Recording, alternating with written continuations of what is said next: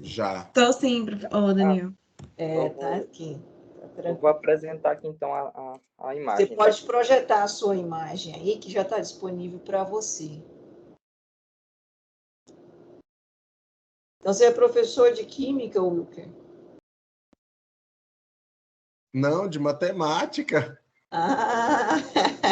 Mas quando eu estava dando aula no ensino médio, eu cheguei a dar algumas aulas de Química, mas era só substituição. No geral mesmo, licenciado em matemática. Ah, tá. Você já tem formação na área de matemática. Já. Quando eu comecei a minha carreira, eu comecei sendo professora de Física. Jesus. Já tem alguns anos. Conseguiu aí, ainda não apareceu. Aí, agora, não, tinha aparecido, Daniel, e aí sumiu.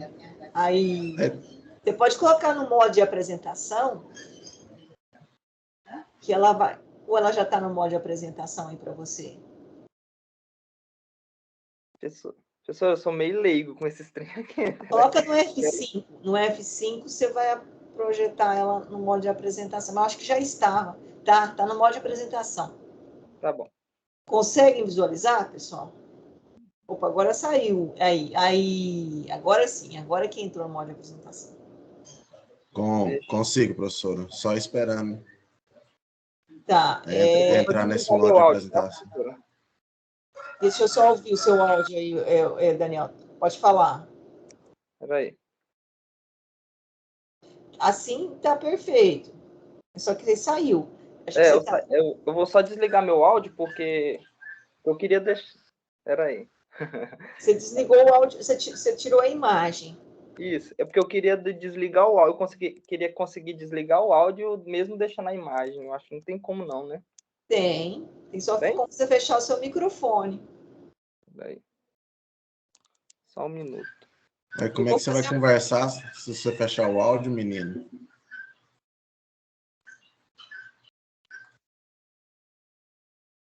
Acho que ele quer só fazer a projeção, porque deve ser alguém que vai começar falando, né? Não é ele, né? Ah, é a Daniela, é verdade. Só que sumiu para mim. Ele foi tirar a apresentação. Cadê ele aqui? Parece que não, Daniel, não passa vergonha na gente, não. Eu acho que ele caiu a conexão.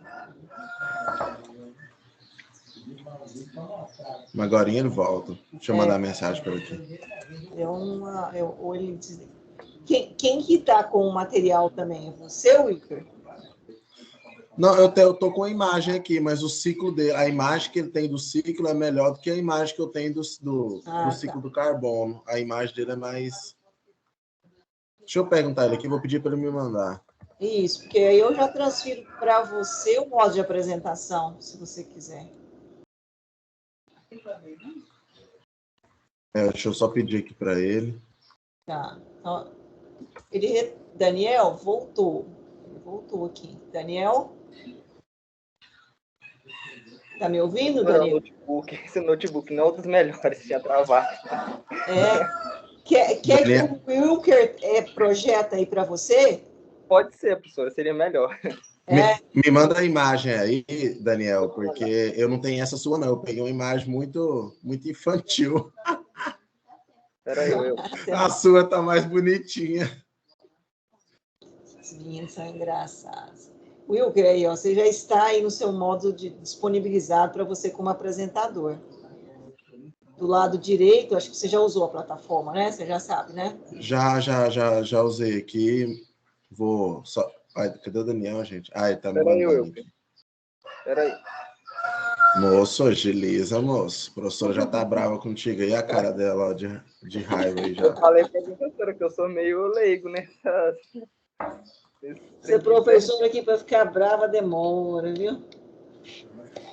E professora, mas não fala isso não, que nós é muito folgado, professor. Mas vocês são de boa, né? Essas aulas online, se a gente não for ter flexibilidade, não acontece, né?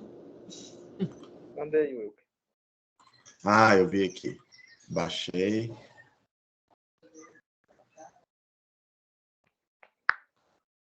Beleza. Agora deixa só eu compartilhá-la. Vamos compartilhar aqui. Área de trabalho, janela. Janela. Isso.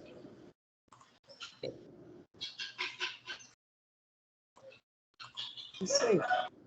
Bom, o que eu vou fazer? Eu vou fechar meu microfone para não dar microfonia, mas vou ficar com a câmera aberta. Então, aí eu vou esperar vocês fazerem a apresentação e aí a gente passa para as meninas. Pode ser assim? Então, já está gravando, tá ok.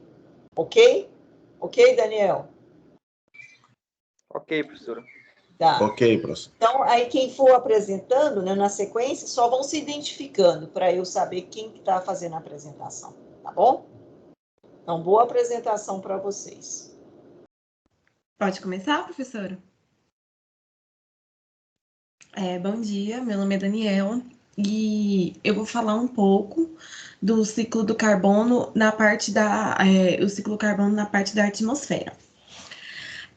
A atmosfera, ela é a principal fonte, a fonte primária de carbono para os seres vivos. O dióxido de carbono, que vem como forma de dióxido de carbono. E dizem que existem aproximadamente 750 bilhões de toneladas de carbono na atmosfera. E somente as plantas autotróficas, que fazem fotossíntese, no caso, absorvem essas moléculas inorgânicas, né, que vêm do carbono da atmosfera, e a utilizam de forma orgânica, né, que é por meio da fotossíntese. Quando as plantas elas fazem fotossíntese, as plantas pegam o gás carbônico da atmosfera, que ele é fixado, e utiliza eles em suas células. Tipo, elas separam o dióxido de carbono do oxigênio e dentro das plantas, formam celulose, glicose, dentro das células das mesmas. A planta, ela consome parte desse carbono que ela pega da atmosfera, só que parte desse carbono ela guarda para a produção de energia, e essa produção de energia, que é a ATP, faz com que a planta devolva esse carbono para a atmosfera na respiração celular. Ou seja, a planta consome o carbono, mas ela também libera ele para a atmosfera, por meio da cadeia alimentar. A planta consome o carbono. E aí, uma vaca, por exemplo, que é um animal herbívoro, a vaca vai lá e come a planta. Ou seja, ela está consumindo esse carbono. E essa vaca também, ela vai eliminar esse carbono por meio das fezes. Ou seja, é um ciclo, né? A planta pega o carbono da atmosfera, consome. A vaca, um animal herbívoro, come a planta, consome e devolve para a atmosfera.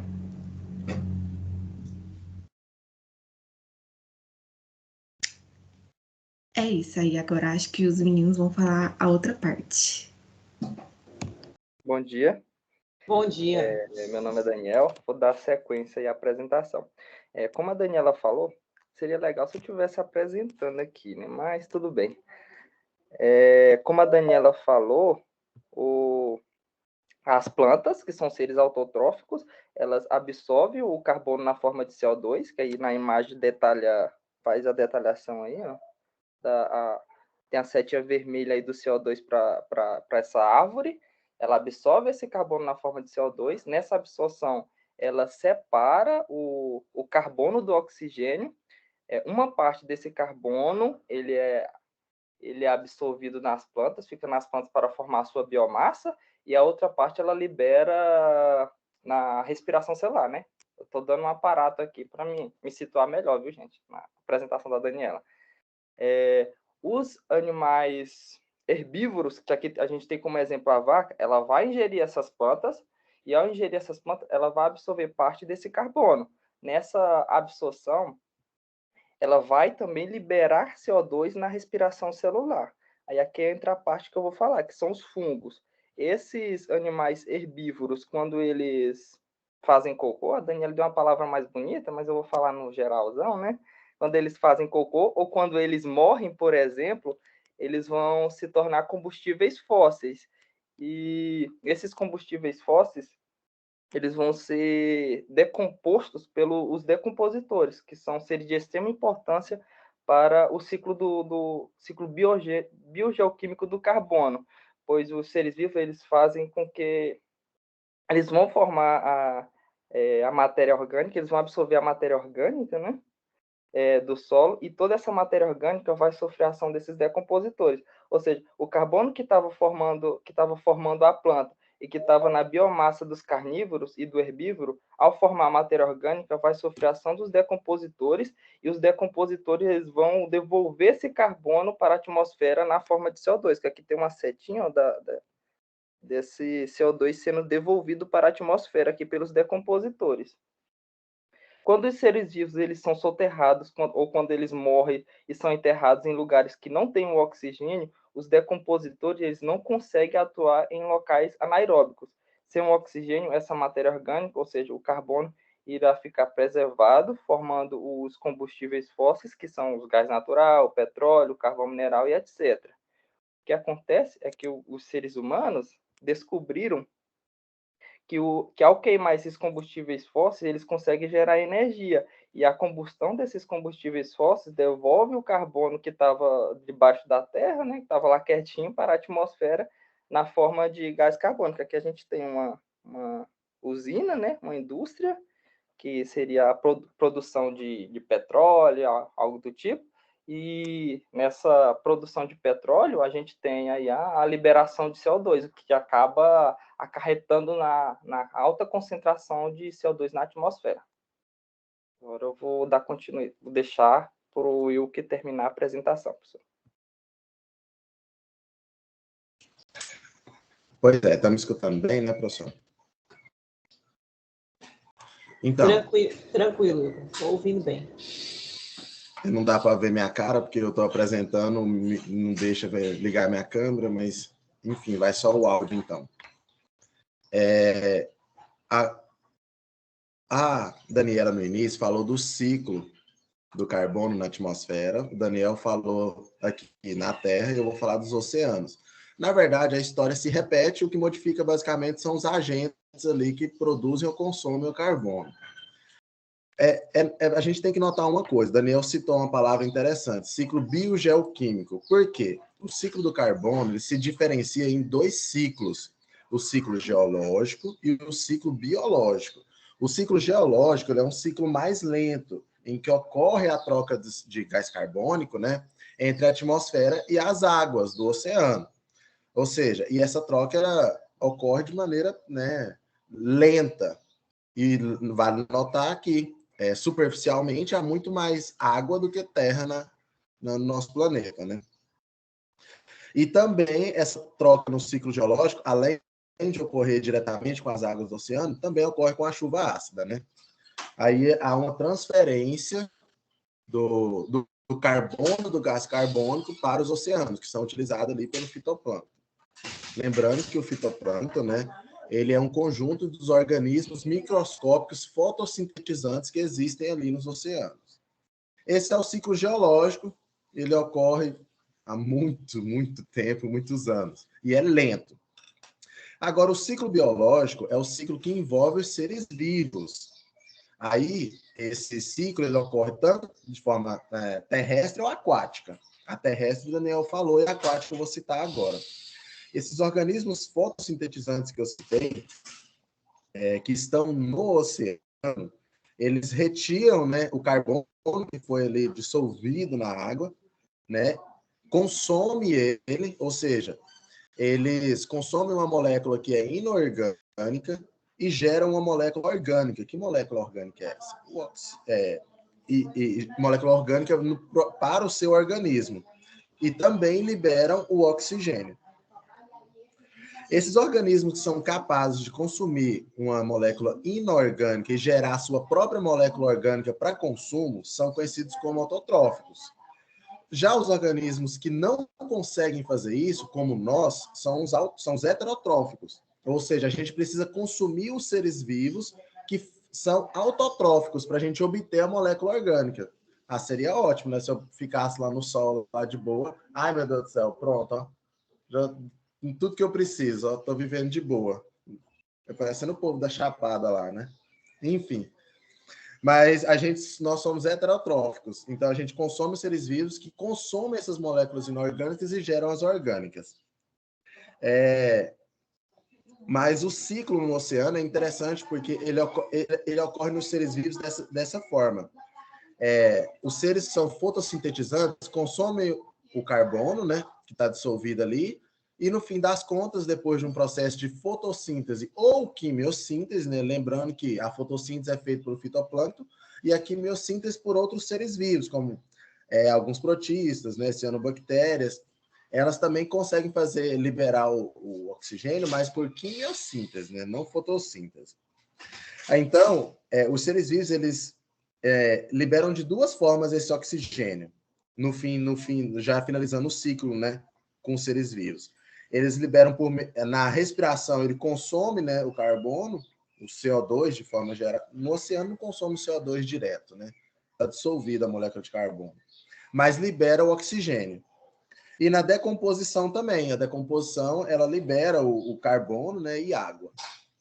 Então, aí completa-se o ciclo também. Ou seja, o ciclo no oceano ocorre com o consumo do carbono e a liberação de oxigênio com os seres fotossintetizantes ou quimiosintetizantes, tanto heterotróficos quanto autotróficos, né? Lembrando que os heterotróficos, né, eles não vão liberar o oxigênio. Os autotróficos liberam oxigênio. Os heterotróficos, eles vão, na verdade, participar do ciclo do carbono, ambos, né? Na decomposição.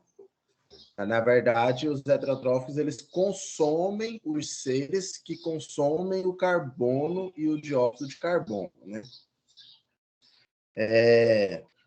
E para finalizar, o ciclo do oceano acaba aí. Só que tem uma outra coisinha interessante que a gente pode citar que interfere ali no ciclo geológico do carbono, que são os vulcões, né? Os vulcões, eles também liberam CO2 na atmosfera. Obviamente, ele tem uma porcentagem de participação, mas ela não chega a ser tão significativa que nem o fitoplâncton consome.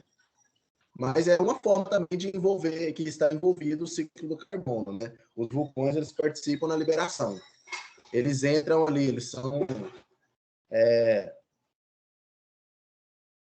Não vou dizer que eles são contínuos, porque os vulcões nem todos são contínuos, né? Mas eles interferem. O vulcão pode deixar de existir e ele não participa mais do ciclo, mas tem alguns que estão constantemente liberando, né? Enfim, o ciclo do carbono, ele é conhecido, para finalizar já, ele é conhecido como um ciclo perfeito, porque a mesma taxa em que há uma produção de CO2 é um consumo de CO2.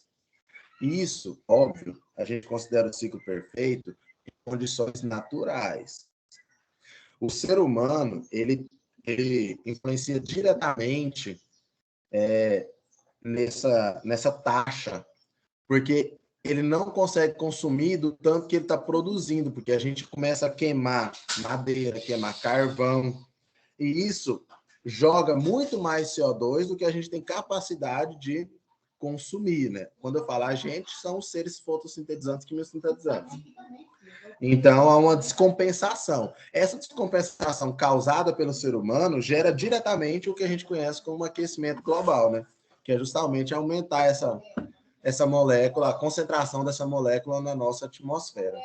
Ou seja, é um problema que é gerado por nós.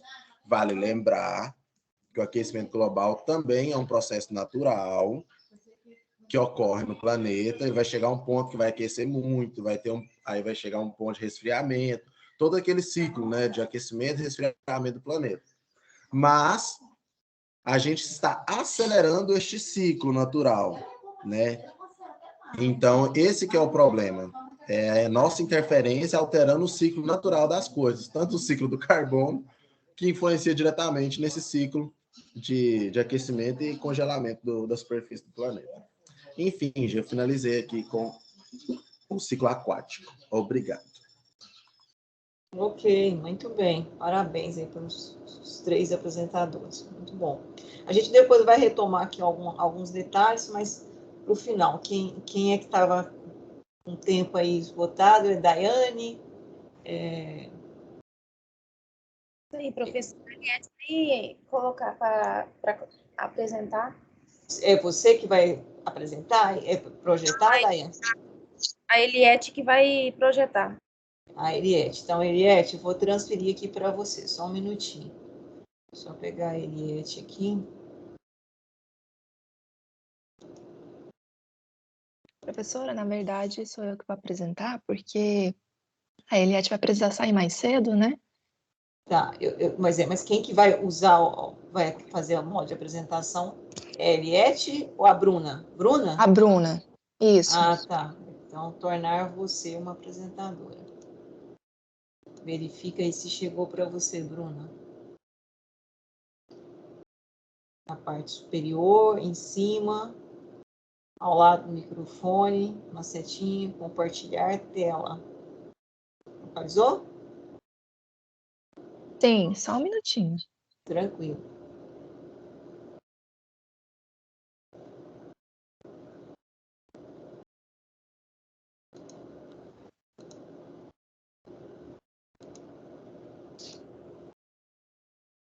Isso, aí você pode colocar no modo de apresentação. Isso. Muito bem. São Eliette, Bruna, Daiane E a Fernanda. e a Fernanda. Ok. Só identificar, então, né, da mesma forma, quem está falando, né, naquele momento. Tá ok? Vou fechar meu microfone para não dar microfonia. Qualquer coisa, só me chamar. Eu deixo minha câmera aberta para vocês ficarem me monitorando aqui, que eu não saí, não. Tá bom? Tranquilo? Tranquilo, Bruna? Eliette? Professora, espera só um minutinho, que esse não é o que eu vou apresentar, não. Vou mudar aqui. Ah, tá.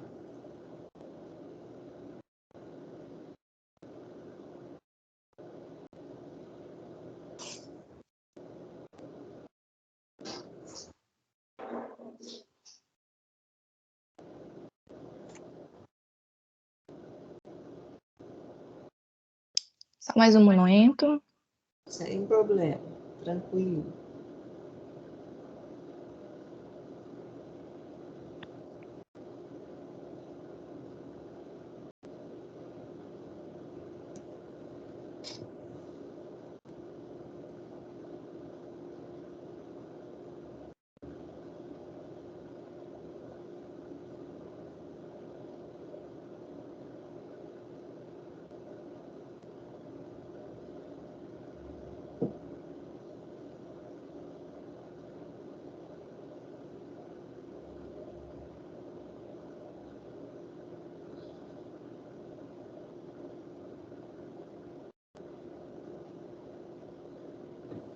Isso, apareceu. Isso, modo de apresentação. Tranquilo. Esse aí, tá certo agora, Bruna? Agora tá. Tá, né? Vou fechar meu microfone, então, e boa apresentação para vocês.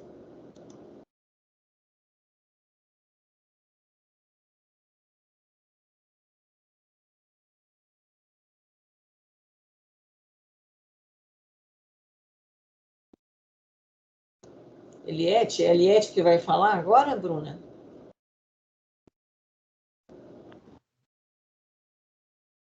A Eliette que vai começar, professora.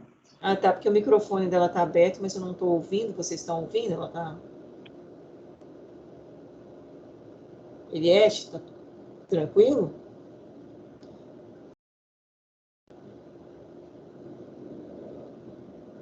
Eliette?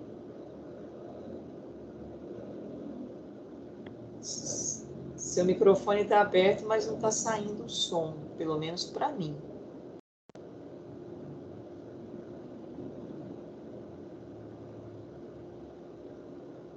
Vocês estão conseguindo ouvir a Eliette, pessoal? Não. Não, né? A Eliette conecta novamente seu microfone. Parece que deu algum probleminha de conexão. Ela falou que vai trocar de fone aqui, professora, para ver se dá Ah, tá certo. É porque ela tá com ele aberto, mas não tá saindo o som.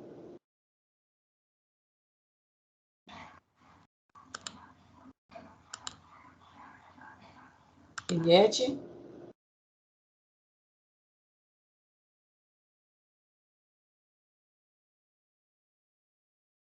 Essas aulas online é um treino, não é? Na tecnologia? Que não é fácil, né?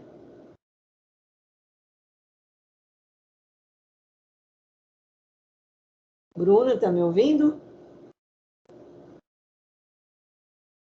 Tô te ouvindo.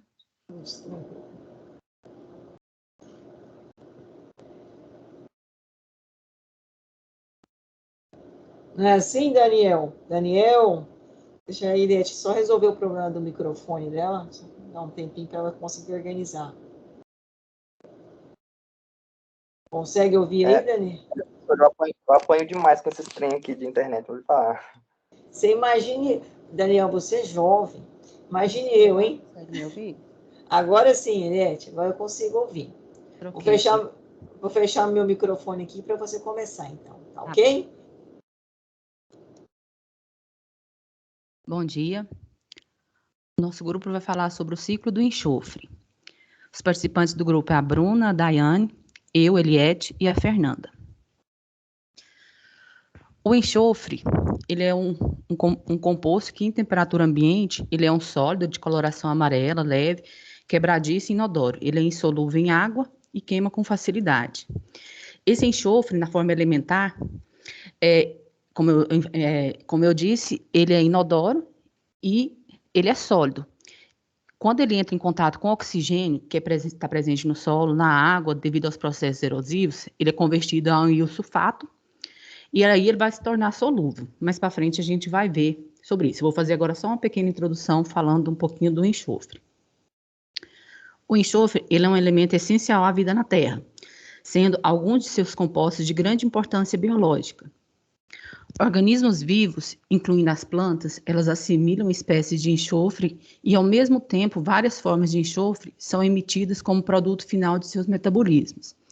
Essa emissão ela vai depender também da forma, do tipo de bactéria que vai fazer, ou plantas, e da forma que o enxofre vai estar oxidado, da forma que ele apresenta ou oxidado ou reduzido para a gente. Mais para frente também a gente vai ver um pouquinho sobre isso. O enxofre ele é um elemento químico essencial para todos os organismos vivos, sendo constituinte de importância de muitos aminoácidos presentes em animais e plantas. O enxofre ele representa aproximadamente 5% da massa seca das plantas e micro-organismos e 1,3% do tecido animal. Pode passar. As proteínas, elas dependem basicamente do enxofre, porque ele faz parte dos aminoácidos, a metionina e a cisteína, que são essenciais para a formação das proteínas. Os aminoácidos, como o enxofre, os aminoácidos com enxofre, eles vão formar as chamadas pontes de enxofre, que vai contribuir para a estrutura terciária das proteínas. A baixa concentração desse elemento no corpo humano, ele gera vários problemas relacionados aos ossos, à pele, o cabelo, produção de proteínas. Ele exerce uma função essencial no desenvolvimento e na qualidade das plantas, desde a formação dos aminoácidos e proteínas até o controle hormonal, fotossíntese, mecanismo de defesa da planta contra os patógenos. Muitos compostos contendo enxofre são encontrados na natureza, pois esse elemento ele possui grande capacidade de fazer ligações químicas, com o número de oxidação variando entre -2 a +6.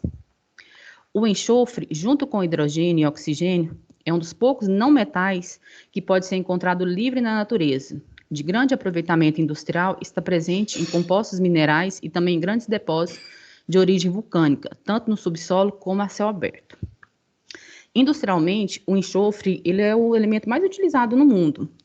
Ele é utilizado na fabricação da pólvora, de fungicidas, de fertilizantes, ácido sulfúrico, na vulcanização da borracha, na indústria de fármacos e alguns antibióticos, pomadas, na indústria do papel, na constituição do sabão em pó. Ou seja, ele está em praticamente tudo que a gente utiliza, assim, está ligado ao enxofre. A natureza, ela recicla o enxofre sempre que um animal ou planta morre. Pode ir passando. Sempre que um animal ou planta morre. Quando eles entram em decomposição, essas substâncias chamadas sulfatos, combinadas com a água, elas são absorvidas pelas raízes das plantas. Aqui, essa figurinha ela vai mostrar um pouquinho do ciclo do enxofre. Aqui tem a parte das emissões vulcânicas, tanto no enxofre no solo, a gente vai falar mais para frente um pouquinho o enxofre no solo, o enxofre no ar, o enxofre na água. Então aqui a gente já tem uma ideia com as trocas que ele faz dos compostos que são reduzidos, a chuva, que mais para frente a gente vai ver que esses compostos que ficam na atmosfera, eles vão voltar em forma da chuva ácida. Os combustíveis fósseis, que é, como eu falei agora, quando algum animal ele morre, ele apodrece e entra em combustão. Alguns compostos reduzidos de emissões biogênicas, costeiras, as chuvas e as suas decomposições, esses combustíveis que são depositados no ar, que ficam nas árvores. A gente vai ver um pouquinho disso aqui detalhado mais para frente. Pode passar. O ciclo dele, basicamente, sedimentar, embora ele possua também uma fase gasosa. Então, ele não é só ele está no solo, mas também está no ar. Então, tem muitos gases na atmosfera que são a partir do enxofre elementar, né? Ele vai fazendo essa transformação. O enxofre pode ser didaticamente iniciado com enxofre elementar, que, como eu falei, ele é insolúvel, contido no solo e nas rochas. Esse enxofre, ao entrar em contato com o oxigênio, também presente no solo ou na água, devido aos processos erosivos, ele é convertido no íon sulfato, tornando-se assim solúvel em água e podendo ser absorvido pelos vegetais e micro-organismos. Pode passar. Essa parte é a Daiane que vai falar. Bom dia, vou dar continuidade falando sobre o ciclo do enxofre. Então, os animais e os organismos consumidores absorvem o enxofre quando se alimentam de vegetais e de outros animais.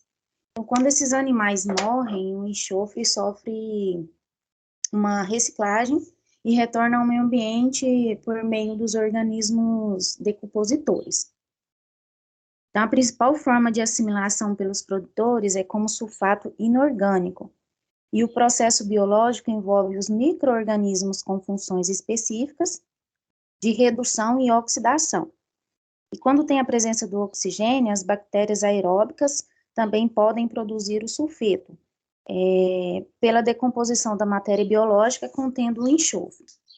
Os compostos reduzidos do enxofre, principalmente o sulfeto de hidrogênio, eles são formados por atividade bacteriana anaeróbica no processo de oxidação do carbono orgânico para dióxido de carbono e redução do sulfato e sulfeto.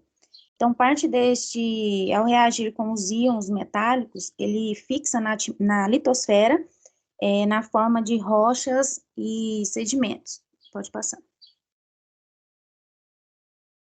Na atmosfera do ciclo do enxofre, ocorre quando ele interage com o oxigênio, não formando sulfato e formando o dióxido de enxofre, ou o anidrido sulfúrico.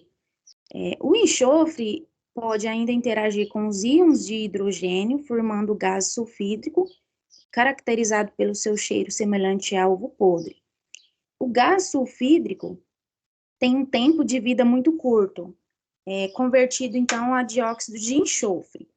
Esses compostos reduzidos de enxofre, como o sulfeto de hidrogênio e o dimetilsulfeto e o sulfeto de carbonila, também o disulfeto de carbono, eles são voláteis e rapidamente escapam para a atmosfera. Então, a transformação desses compostos na troposfera, que seria oxidante, exibe tendência aos estados de oxidação mais altos, que é mostrado no próximo slide, na figura 2. Então, a atmosfera atua como um meio oxidante. Pode passar. Aqui está a tabela 2, falando sobre o estado de oxidação e suas espécies. Eu fiz uma pesquisa para poder entender um pouco melhor sobre essa tabela. Então, funciona como se fosse, assim, um meio anaeróbico, sem o oxigênio, e o meio aeróbico com oxigênio. Então, seria o estado de oxidação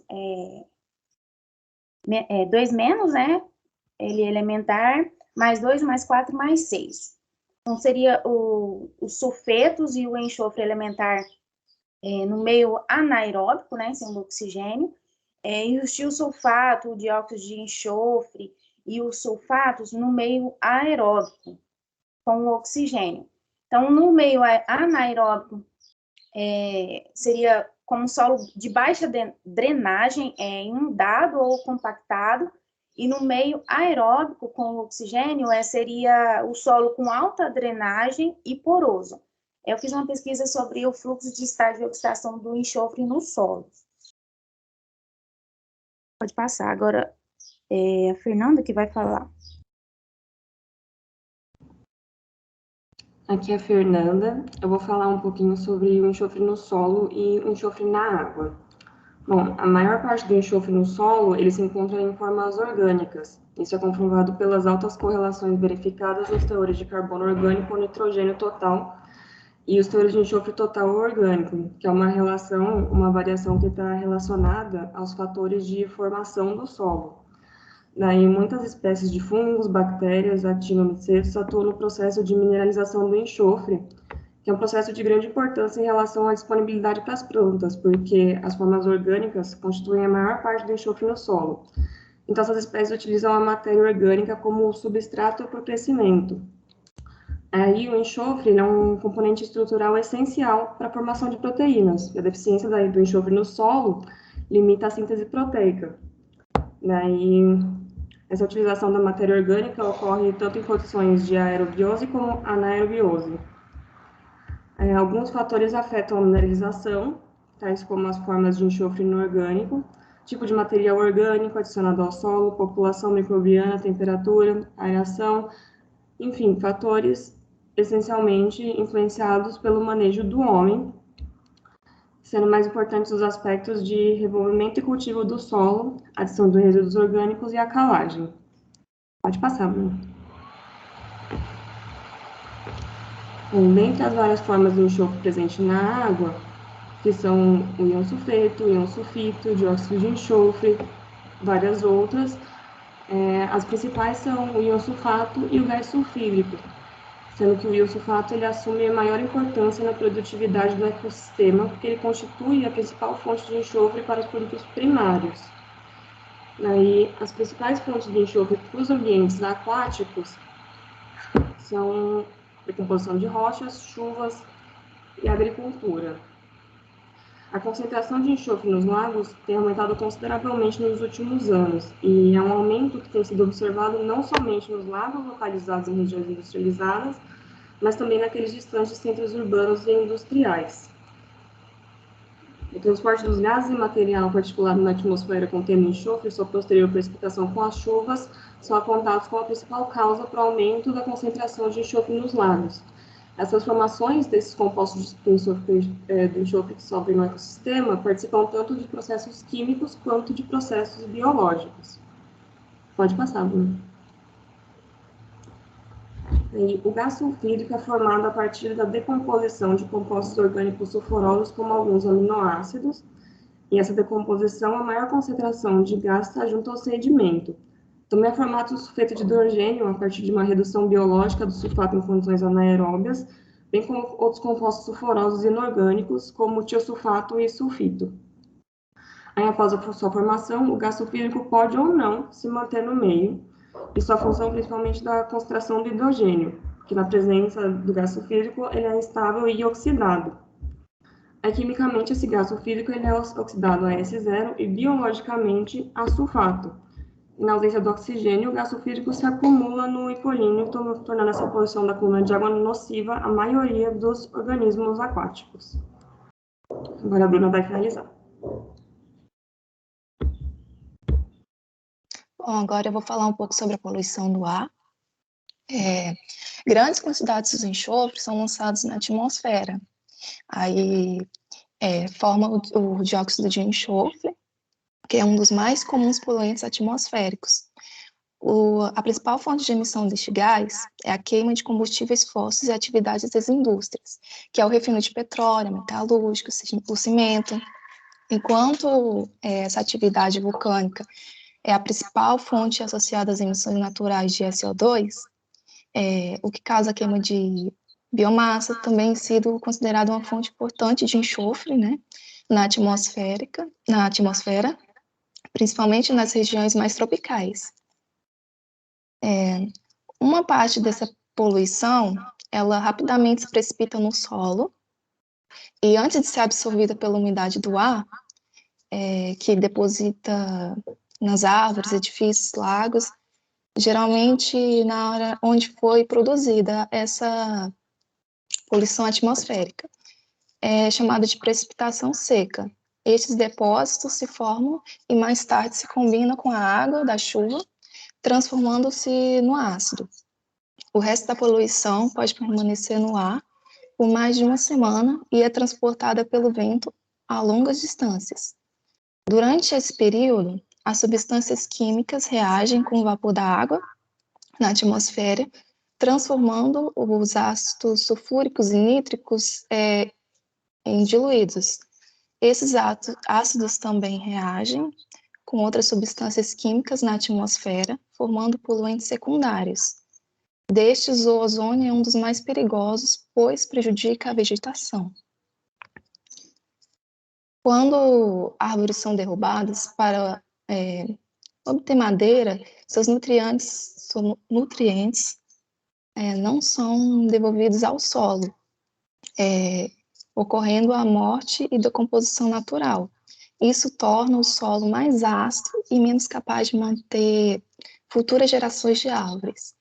Dessa forma, os nutrientes não são devolvidos ao solo para reduzir essa acidez. Para manter a fertilidade do solo, são empregados fertilizantes artificiais, especialmente nitratos.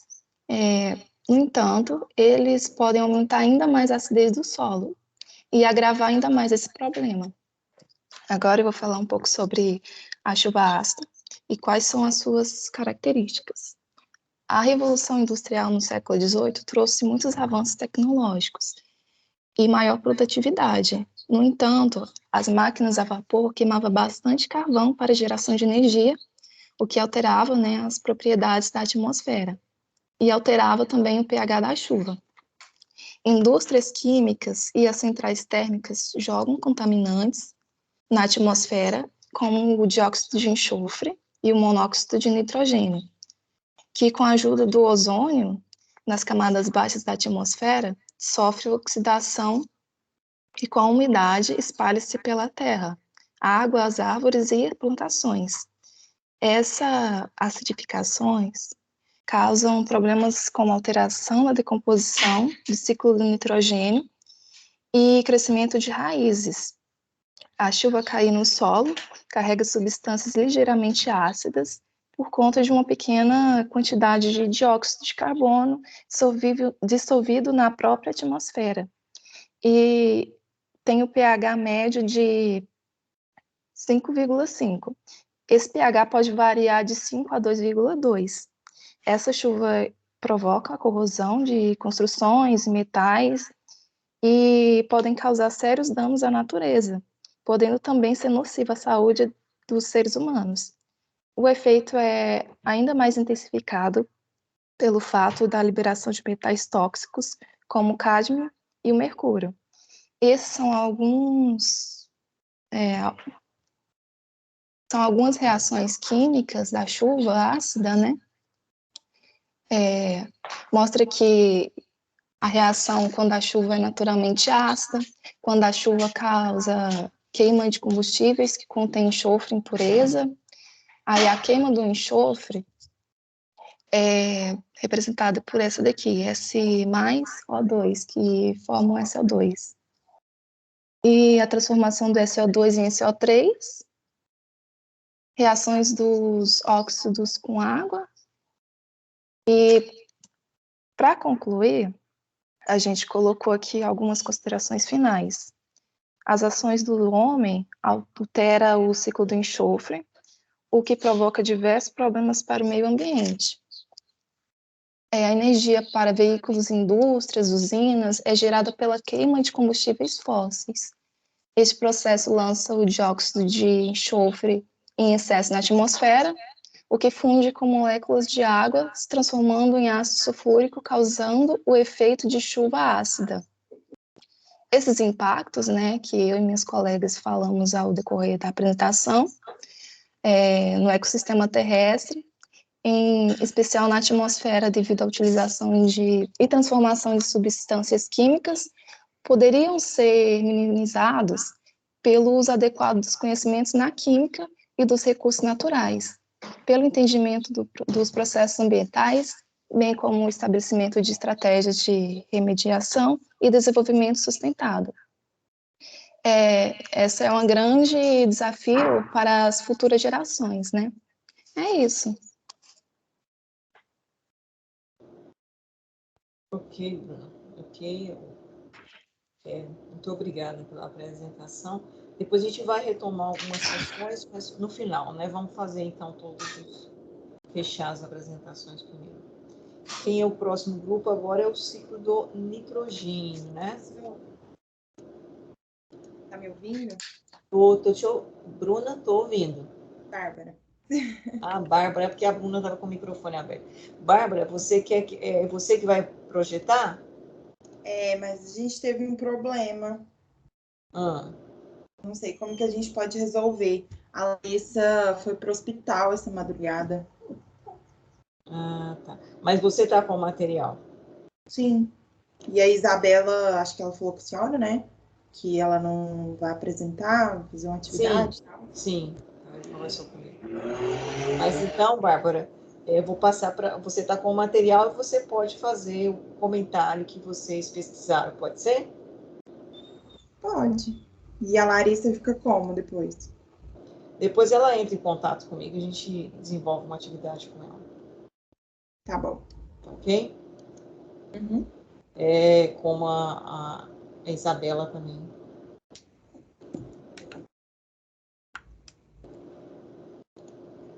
Tornei você uma apresentadora. Consegue visualizar aí? Espera aí, rapidinho. Deixa eu ver aqui. Bárbara, né? Isso.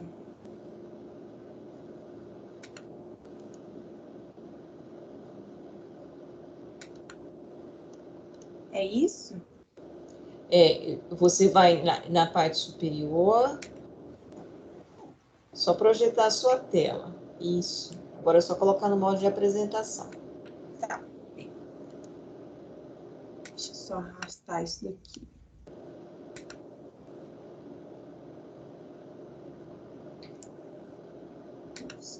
Esse computador que eu tô é muito ruim.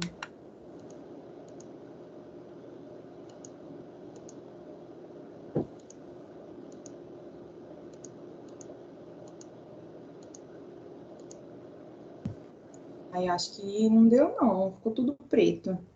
Pelo menos para mim. Não, aqui para mim apareceu uma tela branca, mas está aparecendo sua área de trabalho. Eu acho que você está com algum problema com relação. Isso, o ciclo do nitrogênio apareceu.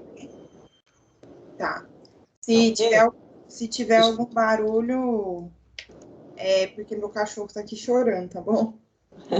Só um minutinho, eu vou já, então, fechar meu microfone aqui. Então, no caso aqui, só você que vai apresentar, né, Bárbara? Nem a Larissa, nem a Isabel. Tranquilo. Uhum. Ok, então. Beleza. Então, meu nome é Bárbara. Vou falar um pouquinho do ciclo do nitrogênio. Ai, meu Deus, não tá passando. Oh, Jesus. Acho que fez foi sair, né? Não, continua aqui na tela, a primeira tela, o ciclo do nitrogênio. Só você dá Enter no slide. Não tá dando certo. Não, vai dar certo. Tranquilo que dá. Se você quiser tirar ele de novo e retomar novamente, que isso é uma das coisas que a gente resolve na tecnologia. Peraí. Se travou, aí você volta que ele responde.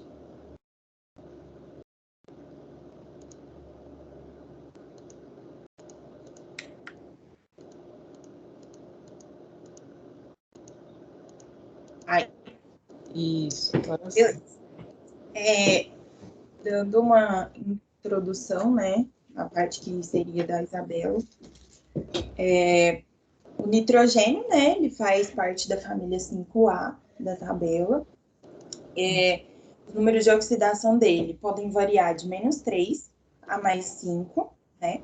Ele é um não metal e ele é encontrado na forma de gás na nossa atmosfera, né? O nitrogênio, a nossa atmosfera, né? Ela é composta por 78% de nitrogênio. Então, assim, é bem abundante, né? Em relação ao oxigênio, que é só 21%, mas eu vou falar mais para frente que a gente não consegue absorver diretamente esse nitrogênio, mesmo ele sendo tão abundante assim na atmosfera.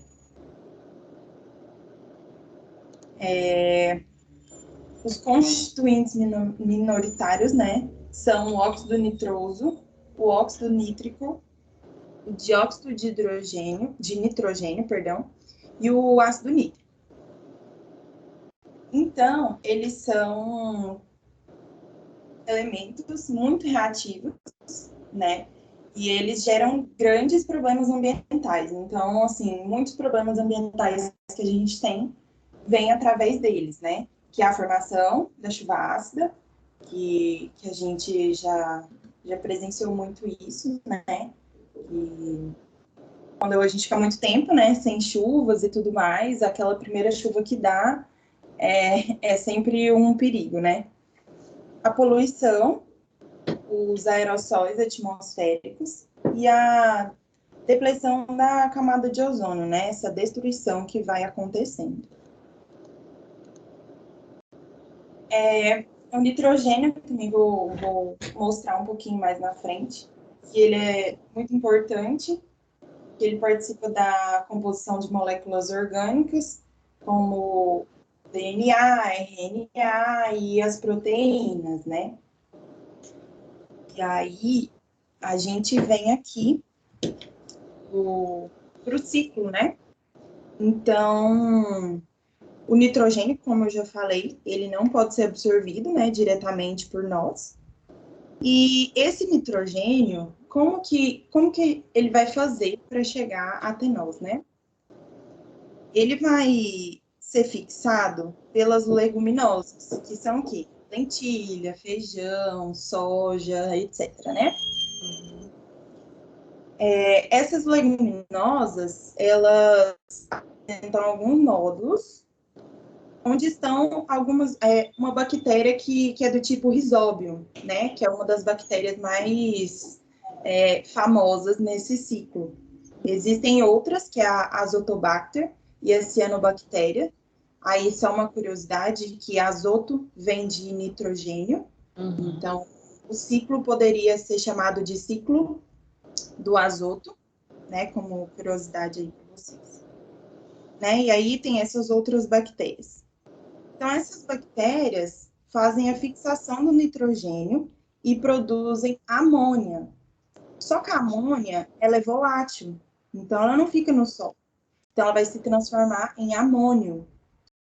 Além dessas bactérias, a amônia, ela também vem da decomposição de plantas ou animais, né? Esse amônio, ele vai ser ingerido pelas nitrossomonas, né? Que vai ser um processo chamado de nitrosação, produzindo nitrito, que vai sofrer uma nitratação, transformando em nitrato.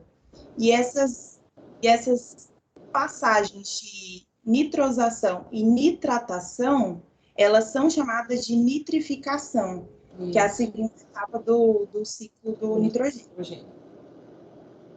A planta, ela vai assimilar esse nitrato, né? Voltando aqui um pouquinho. O que a planta quer absorver? Ela quer absorver o nitrato. Por quê? Ele é o menos tóxico, digamos assim, né? Esse processo de nitrificação, ele é um processo de oxidação. Então, a planta, o objetivo dela é absorver o nitrato, né? Por essa questão dos outros serem mais tóxicos. Então, a planta ela vai assimilar esse nitrato para produzir os elementos em que tem o nitrogênio, né? Que são as proteínas, o ATP, o DNA, o RNA, igual eu citei anteriormente. Depois que esse nitrato está no solo, ele, com a ajuda das pseudomonas, vai haver uma desnitrificação e ele volta para a atmosfera. Então, esse é basicamente o ciclo, né? E como que esse nitrogênio ele chega até nós? Através da ingestão dessas plantas, né? Então, por isso que a gente não consegue fazer essa fixação do nitrogênio no organismo diretamente. Então, essas bactérias nas leguminosas são muito importantes. Então, Rhizobium é a mais conhecida, a mais famosa, mas a Azotobacter e as cianobactérias também, né? Que elas não vêm das leguminosas, mas elas também fazem parte desses os compostos, né? De nitrogênio. Vou falar um pouquinho da amônia, né? Ele é o terceiro composto do nitrogênio, mais abundante na atmosfera. A gente conhece bastante. Inclui a decomposição enzimática, né, da ureia, vindo da urina, excremento animal, emissão pelo solo, queima de biomassa, perda durante a produção e aplicação de fertilizantes, né, que é muito importante isso também. É um gás natural, alcalino, e é de muita importância na neutralização da chuva ácida na atmosfera. Óxido nitroso. Ele é liberado na atmosfera, para a atmosfera, né, do solo e da água.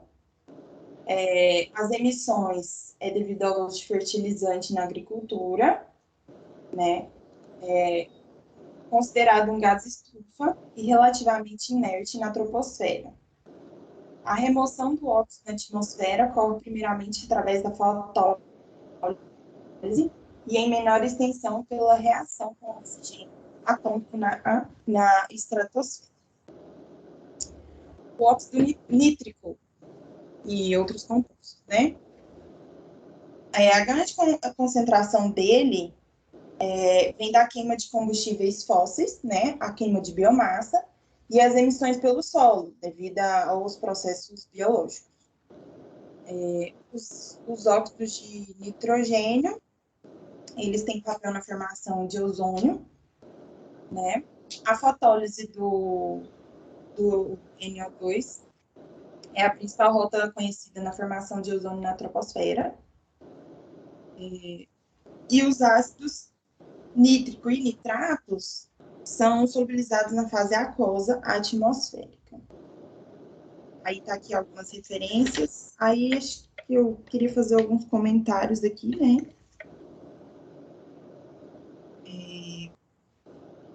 A chuva ácida, ela pode ser gerada tanto pela ação, né, da luz solar, né, que vai atingir esse solo, quanto dos motores dos carros, né? O nitrogênio ele vai reagir com oxigênio e tudo, vai acontecer toda uma reação ali, e vai gerar essa chuva ácida também. O uso indiscriminado dos fertilizantes, eles que contêm amônio, nitrato, eles causam também bastante problemas ambientais, né? E outra coisa que quebra o ciclo, né, que prejudica esse ciclo do carbono, que é tão importante para a gente, são os desmatamentos e as queimadas. Então, tudo que a gente tem visto, né, de degradação do homem mesmo, isso tudo interfere, né? É uma cadeia. Se uma coisa está ruim, a outra não, consequentemente, não vai estar. É como se fosse um efeito dominó, né? E outra coisa, lá nas leguminosas, o trabalho delas com as bactérias é uma relação mútua, né?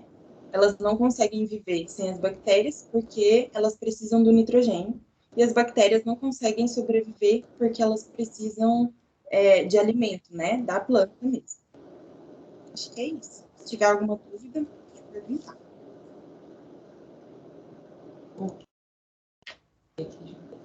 Ok, Bruno. É Bárbara, né? Bárbara. Bom, aí depois as meninas, quer dizer, uma já conversou comigo, aí você pede não é a Isabela, qual é que não É a Larissa. Larissa, isso, você pede ela para entrar em contato. Pessoal, muito bom. Parabéns pela apresentação de vocês, todos trouxeram, né, conseguiram fazer uma pesquisa, estudaram, percebe que realmente se esforçaram, né? Semana passada não foi muito, teve pessoal só do oxigênio, mas hoje vocês conseguiram, né, fechar a ideia aí que é exatamente essa a proposta, que vocês pesquisem, né, leiam sobre o assunto, que a partir daí a gente tem condições de fazer uma reflexão juntos, né? Eu vou colocar aqui nas questões, e aí depois a gente tem mais. Não. Isso aqui eu coloquei antes, né, de assistir a apresentação de vocês, mas é o que a gente tenta responder, né, dentro das ideias, né? Discussões que foram colocadas aqui. São muitas as reações, né? Fotoquímicas, e aí, como nós estamos dentro do tema ainda de atmosfera, mas logicamente nada é separado, segregado, né? Estão interligados, e aí vocês trouxeram muito bem isso, tanto o pessoal da semana passada do ciclo do oxigênio, quanto hoje os meninos do ciclo do carbono, como do ciclo do enxofre e do nitrogênio, mostrando, né, que não tem como falar de carbono na atmosfera, né, e das reações fotoquímicas na atmosfera, se não entender essa questão, né, cíclica. E que tudo isso está interligado, né, diretamente, não é indiretamente, mas sim diretamente com a vida nesse planeta. Então, são esses os elementos essenciais, né, para a vida nesse planeta. Tem outros? Temos, né? Tem outros ciclos? Temos também, mas esses são os ciclos majoritários que a gente chama, né? Que são, como o próprio Wilker colocou aí, e é importante, né, estar sempre pensando nessa questão, né? São os ciclos biogeoquímicos. Então, né, essa interligação, né, entre as reações químicas, biológicas, né, o mecanismo biológico e geológico. E não tem como segregar isso separado, certo? Ok? Alguém gostaria de fazer alguma observação? Wilker e Daniel e Eti antes aqui, do que vocês apresentaram ou assistiram? Gostaria de fazer algum questionamento? Ela come aqueles gominhos de ficar torcendo. Por mim tá tranquilo, não tem nenhum questionamento, não. Não? Ficou claro? Sem nenhuma dúvida, sem nenhum problema? Não, sem nenhum problema é outra coisa, né? Se a gente já começar a aprofundar demais nesse ciclo biogeoquímico, como que um organismo absorve, como que ele libera quimicamente ou biologicamente e por aí vai, aí é outra história, né? A gente não aprofundou tanto para apresentar, a gente apresentou o ciclo por ciclos biogeoquímicos de uma forma mais holística, né? Agora, não, sem dúvida. É porque, na verdade, isso, né, tem pessoas, né, pesquisadores que se concentram em específico numa espécie química, né? Uma espécie química e estudar o ciclo dessa espécie. quão é o grau de complexidade disso, né? Então, realmente, como vocês falaram, coordena toda a vida no planeta. Né? Se nós pensarmos como enxofre, carbono, nitrogênio, oxigênio, são os componentes, né? São os nossos aminoácidos, que compõem o quê? Toda a estrutura, né, do nosso corpo, as proteínas, enfim, né, como uns colegas colocaram, o nosso, né, nosso DNA. E é exatamente isso. Eu coloquei aqui umas perguntas, mas a gente pode abrir mais ainda em cima disso. Eu acho que com perguntas a gente consegue voltar no que foi apresentado. Certo? Vai com calma, professora. Coração bom, hein? Não, eu estou em coração ótimo. Então, aqui, né, esse pensamento, né, químico, biogeoquímico, né, que ainda é muito, eu gosto de sempre colocar isso para a gente perceber, né, o nosso grau ainda limitador, né? Nós conhecemos muito pouco, tanto da atmosfera, como eu já tinha dito para vocês, das reações fotoquímicas e, logicamente, dessa inter-relação, né, nesses compartimentos biogeoquímicos. Mas a gente colocou uma questão aqui, né, que a gente pensou que poderia retirar e dentro do que vocês comentaram, né?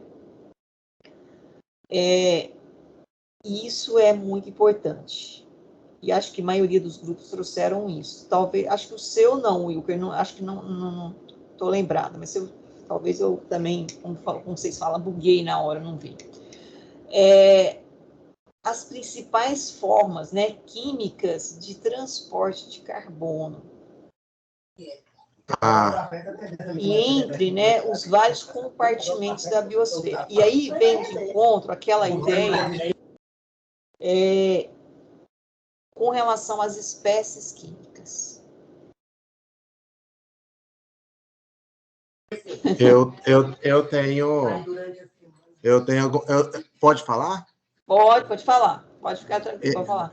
É uma pergunta interessante, porque transporte de carbono entre os vários compartimentos da biosfera. Na verdade, o que eu mais entrei em detalhe foi dos oceanos, né? Se eu pensar no compartimento atmosfera e no compartimento oceano, esse transporte de carbono ele acontece porque o CO2, quando entra em contato com a água, né, forma ácido carbônico. Beleza. Aí o transporte começa aí. Aí dentro da água, esse ácido carbônico, ele se dissolve em dois íons, né? O hidrônio e o íon carbonato. Isso. Então, aí esses dois íons, beleza. O carbonato tem um carbono, então o carbono ali continua o ciclo dele para chegar no fitoplâncton, por exemplo. Agora, eu não sei especificar como que ele entra no fitoplâncton. O processo de fotossíntese e quimiossíntese, né? Porque aí já é uma coisa que eu ainda tenho que estudar um pouco mais, mas eu sei que esse transporte de carbono da atmosfera para o oceano acontece dessa forma. Porque na parte terrestre, os seres vivos absorvem diretamente o CO2, né? As plantas absorvem o CO2, né? Os seres vivos que são fotossintetizantes, né? No caso terrestre. Uhum. Eles absorvem o CO2 de forma direta e ali dentro do corpo da planta que há uma dissociação dos íons, desmembramento dessas moléculas, reações químicas, né, em geral, para poder utilizar o carbono. Agora, no meio aquático, esse transporte ocorre de uma forma meio que indireta, né? Porque tem que primeiro formar um ácido, dissociar para ter o carbono, para absorver esse carbono dentro desse íon, e eu nem sei se exatamente dentro do íon, né? Eu sei que o íon está na água, agora eu não sei especificar como que ele vai para dentro do fitoplâncton, né? Mas, assim, o transporte acontece basicamente dessa forma. Certo. Alguém mais aí do grupo, do Wilker, quer fazer alguma outra observação com relação a esse pensamento? Ou não só os meninos, né? Todo mundo que é aqui. Porque, na verdade, quando vocês estão falando do ciclo do carbono, do ciclo do oxigênio, do ciclo do nitrogênio, do ciclo do enxofre, em algum momento eles se juntam, né? Outra forma de transporte que vem causando bastante no efeito estufa é a queima de combustíveis fósseis, né? porque essa queima tem a liberação de CO2 e também a respiração celular dos animais e das plantas também, que eles liberam CO2. As plantas, ela absorve o CO2, mas na respiração celular elas também liberam, né? Aí eu até achei interessante, Daniel, acho que foi você que comentou, você disse, esse ciclo ele é perfeito, né? O que sai, entra, o que sai, entra. E o que tem, então, esse desbalanço, né? De feedback, né? De saída e de entrada, o que altera, que aumenta, então, né? E aí, como vocês comentaram, essa questão do efeito estufa, que a gente já tinha falado lá naquele outro trabalho. Por que isso né? Porque se a gente lembrar daquele princípio lá, né, de Lavoisier, na natureza nada se cria, nada se perde, tudo se transforma, esse carbono, ele está aí, desde o início de todo o processo. E por que essa interferência do homem causa uma concentração indesejada dessa substância na atmosfera? Basicamente porque o carbono que está armazenado e não participa do ciclo naquele momento, ele é desprendido pela ação humana, né? Então, basicamente, por exemplo, você tem... Vamos começar pelo mais simples, que, por exemplo, o carbono na forma aí de carvão e suas várias derivações aí. Ele está lá no subsolo, ele está quieto, parado, ele não vai participar do ciclo, esse carbono está quietinho ali, vai ficar por, eu acredito que milhões de anos ali, ó, ninguém vai queimar ele.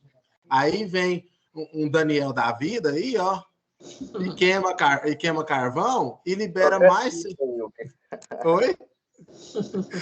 Progressista. É progressista, que essa ideia progressista dele, né? Vai lá e queima carvão para produzir, por exemplo, energia para os processos que a gente utiliza, para a produção industrial, principalmente. Então, assim, essa liberação, ela ocorre de forma, vamos dizer assim, indevida, né? Pensando de forma natural, ela é indevida. Então, aí ele coloca dentro do ciclo mais CO2 do que o próprio ciclo é capaz de consumir, tirando dele essa característica de ciclo perfeito. E outro problema também é a queima de materiais que geram também carbono, né? Por exemplo, matéria orgânica, né? Madeira, que faz carvão também, na verdade. Então, primeiro porque isso acontece naturalmente, né? Com a decomposição de matéria orgânica, vai liberar. Só que essa decomposição também, ela faz parte de um ciclo, né? Então, é natural. Não vai... Aí a gente vai lá e acelera esse ciclo de decomposição. Eu não vou dizer ciclo, esse processo de decomposição. A gente acelera ele colocando mais CO2 também na atmosfera. Então, o problema de ele não ser mais perfeito é por ação antrópica, né? Toda ação que acontece naturalmente, ela mantém o ciclo estável. Então, para a gente não manter o ciclo estável, só se viu um meteoro bater na Terra, pronto. Fecha tudo, aí fecha a atmosfera, mata a planta, matou as plantas, pronto, né? Acabou, aí a gente acabou. Então, assim, o problema disso é puramente a ação antrópica, né? Eu não consigo observar outro tipo de ação, senão a antrópica, para poder aumentar essa descompensação no ciclo de inserção de carbono e retirada. Porque qualquer outra coisa que tiver é considerado natural ou catastrófica, né? Como você falou, né? Vinha aí algo, né, extra, né, desse compartimento e atingir o planeta Terra, né? Aquele corpo celeste lá que é cheio de ouro não cai aqui na Terra, não. Passa perto, mas não cai. Mas para matar os dinossauros, né? Teve que cair, tadinho dos bichinhos. Pois não sobrou, né? Realmente essa ideia, né? Então, aqui, ó, né? Tanta discussão, tanto da primeira, né, questionamento quanto do segundo. Aqui o segundo questionamento tem algo que a gente poderia pensar um pouquinho, né?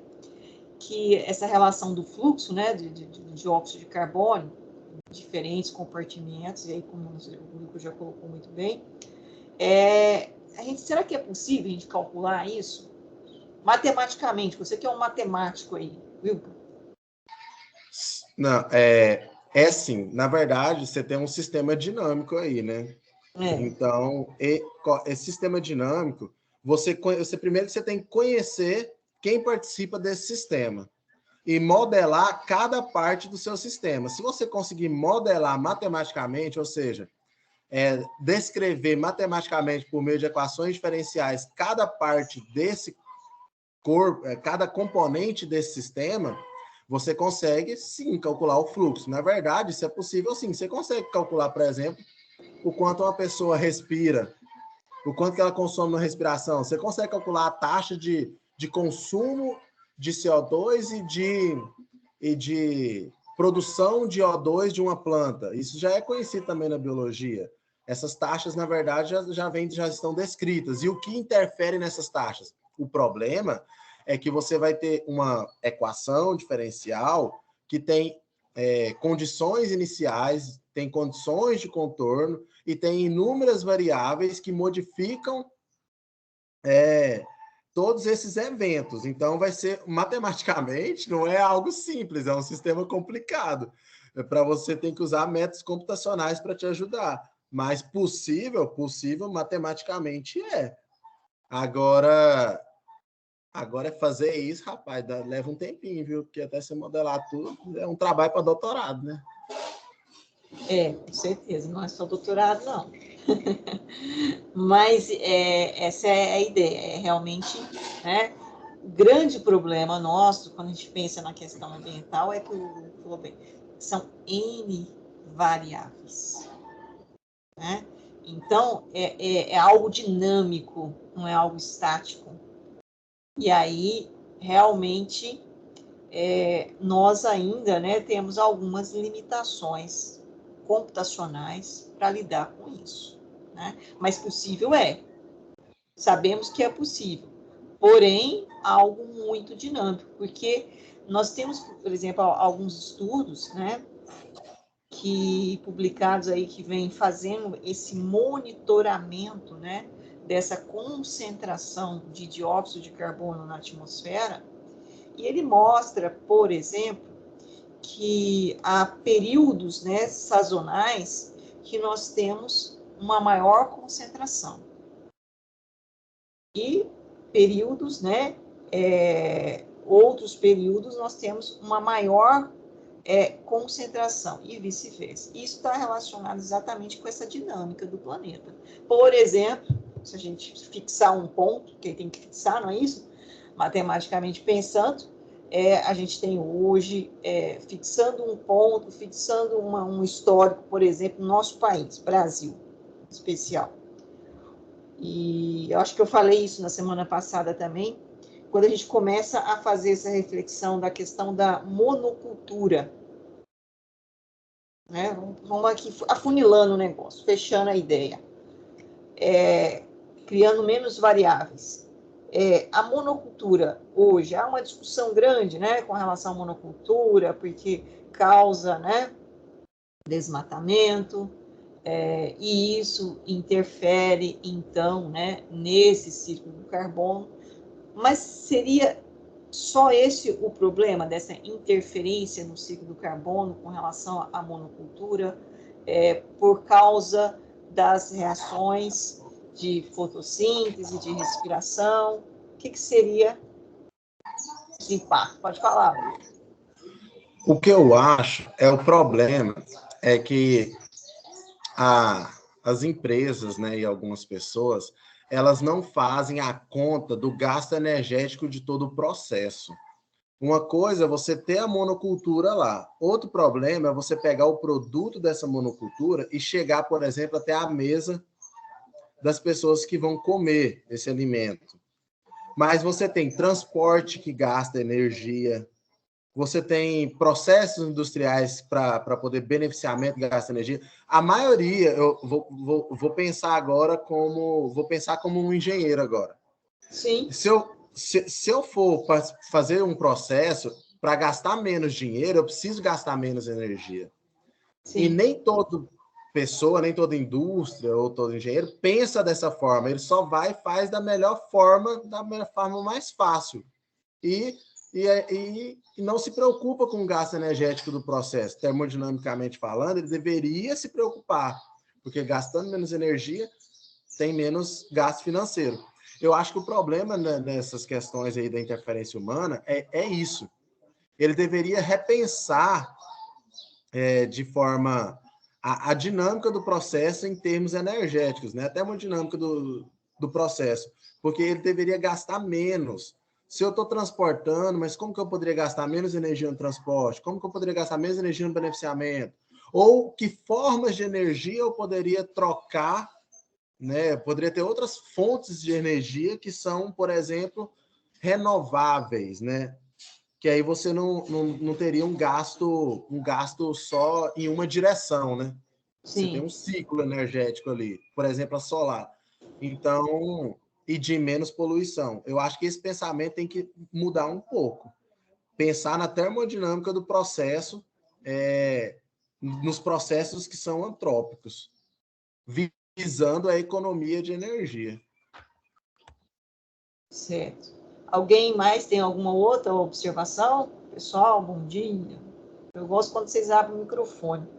Wilker, você é professor, você gosta de falar, né? Exatamente. Você tá na profissão certa. Só que, infelizmente, você só vai dar aula, você não vai trabalhar, mas tudo bem, né?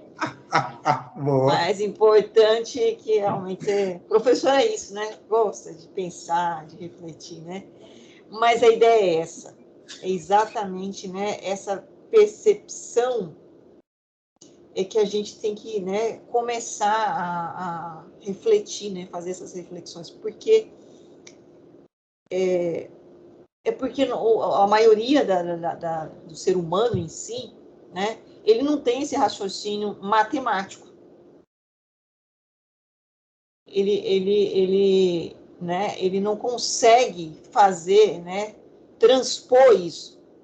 Porque a partir do momento que eu transpor isso, né, eu sair dessa barreira, eu consigo entender que isso, né, economicamente também, não é viável. Mas a questão hoje, né, a gente volta, aqui não é educação ambiental, mas química ambiental envolve educação ambiental. A questão é educação. A partir do momento que eu tenho uma formação, uma percepção disso, eu consigo transpor essa barreira, tá? Então, realmente, né, essa questão de estimar como é possível e esse processo que nós vamos caminhando, direcionando, ele não é viável, nem economicamente, nem socialmente e nem ambientalmente. E esse tripé, ele caminha junto. O grande problema é que o ser humano não percebe, não consegue entender essa interligação entre eles, porque se um não vai junto com o outro, não engrena, é igual um motor de um carro, né? Tem que rodar tudo junto, porque se um rodar contrário, vai travar. Em algum momento vai quebrar alguma coisa, vai fraturar alguma coisa. E é o que nós estamos percebendo, né? Com a nossa sobrevivência nesse planeta, certo? E é exatamente isso aí. Vamos lá, vamos continuar aqui a ideia. Eu acho que isso aqui foi colocado pelos meninos, e aí o Wilker acabou colocando de novo aqui, né? Que esse potencial hidrogeniônico que está relacionado com o quê? Como que vocês definiriam o potencial hidrogeniônico? Dentro da química que vocês já estudaram, debateram, e hoje, o que vocês diriam? Qual a importância disso? Na verdade, o pH tem interferência direta, né, dentro da vida aquática, né, como, por exemplo, principalmente da vida vegetal. Porque, assim, igual essa pergunta que só colocou aí, o pH da água favorece a dissolução do CO2 atmosférico? Para mim, eu não entendi ela, porque, na verdade, é o contrário. Porque se eu aumentar a concentração de CO2 atmosférico, eu vou aumentar a taxa de transferência para a água, por Sim. exemplo, dos oceanos. Sim. Quando, é que nem eu falei, quando entra em contato com a água, forma o ácido carbônico, e depois na água ainda ocorre a dissolução. Sim. A dissolução entre o carbonato e o hidrônio. O hidrônio, a concentração de hidrônio que determina o pH da água. Sim. Então, se aumentar a concentração, então agora vamos pensar, são grandezas diretamente proporcionais. Se eu aumento a concentração de CO2 na atmosfera e essa taxa de transferência para a água se mantém, essa taxa vai aumentar proporcionalmente, ou seja, vai aumentar a quantidade de íon hidrônio, hidroxônio na água. Sim. Então, aumentando a quantidade de H+ na água, aumenta o pH da água. A água do oceano vai ficar mais ácida. Esse é um problema que, na verdade, eu até li, eu estava estudando, que é a acidificação dos oceanos. Isso interfere porque a vida marinha ela é muito sensível. Sim, Principalmente essa oscilação. Exatamente. Então, você pode ter uma morte repentina de grandes grupos vegetais, por exemplo. Só que eu li também que isso pode ter alguns pontos positivos, mas eu não me aprofundei. Mas o maior problema que a gente observa é que a acidificação pode causar a morte de grandes grupos vegetais.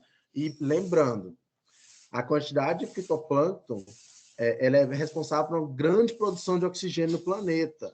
Sim. Uma grande produção. Então, se você acidifica a água e mata um grande grupo vegetal, você compromete essa produção de oxigênio. Comprometendo a produção de oxigênio, irá ocorrer alguns problemas, né, para a gente aqui. Agora, imagina, se isso fosse uma escala maior e a nível global, se reduzisse muito o oxigênio, quantos processos que a gente tem, né, biológicos que utilizam o oxigênio? Se diminuir, como que isso vai interferir? Até para a nossa respiração, por exemplo. Imagina se diminuir, se a gente não acha ruim subir os Andes e ficar respirando fraco lá, imagina respirar fraco aqui a nível do mar.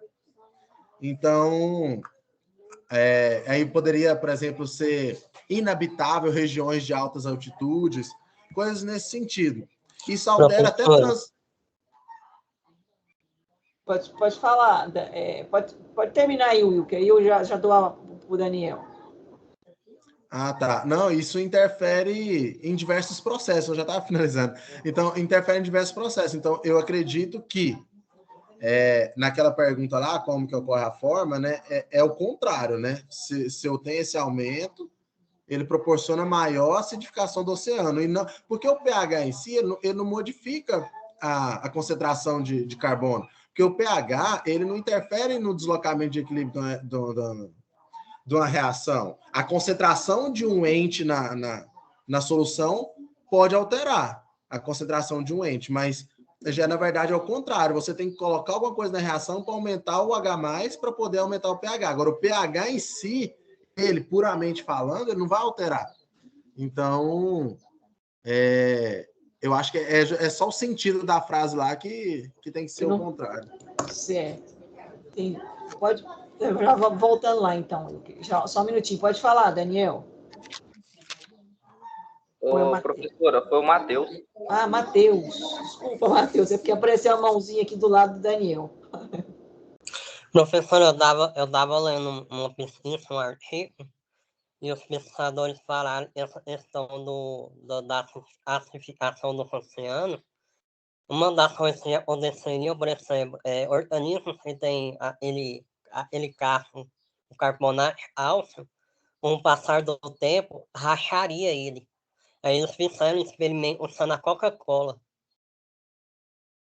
Certo. Teria aqui porque o carbonato de cálcio, né, que pode, né, a formação, essa reação que o Wilker citou aqui, que eu projetei ela aqui, é exatamente isso que ele colocou, né? Se eu tenho uma interação do dióxido de carbono gasoso com, logicamente, dióxido de carbono aquático, tem um equilíbrio químico aqui, né? Essa troca. Quando eu aumento, né, logicamente, a concentração no estado gasoso, consequentemente, eu vou ter um consumo dele, e vai ter um deslocamento no sentido de produção de dióxido de carbono aquático, né, aquele que é solúvel no meio aquoso. E, logicamente, em meio aquoso, tem a formação do ácido carbônico. E tenho aqui, né, o ácido carbônico em meio aquoso, né, também é uma reação de equilíbrio, ele tem a famosa reação de quê? De ionização. E essa ionização, né, vai gerar, então, o íon hidrônio, hidroxônio. Na verdade, esse aqui é uma síntese, né, que a gente coloca, que na verdade, né, a gente fala H3 ou mais, mas não é só essa espécie que é gerada. Isso aqui está a síntese da síntese, né? Porque a gente sabe que isso aqui não é possível, né? H+. Mas o H3 ou mais. Mas a gente tem, não é só o H3 ou mais que é a espécie formada, que vai acidificar o meio, né? A gente tem H5O2+, e assim por diante. Tem várias espécies geradas de oxigênio ligado a hidrogênio com características positivas, né? Ou seja, compostos que estão extremamente reativos, e a reatividade desse composto é que vai fazer com que ele vai degradar, né? Quebrar estruturas orgânicas, e aí vem, né, as estruturas orgânicas, por exemplo, né, de toda a vegetação aquática, que vai degradar, quebrar essa estrutura, porque esse composto é extremamente reativo, e, consequentemente, né, nós podemos ter uma grande problemática com relação ao ciclo do oxigênio. Acho que a pergunta não ficou bem elaborada, né? Se está certo, mas a ideia era essa. É esse o raciocínio. Certo? Tá claro? Pode. Matheus? Levantou a mãozinha? Matheus?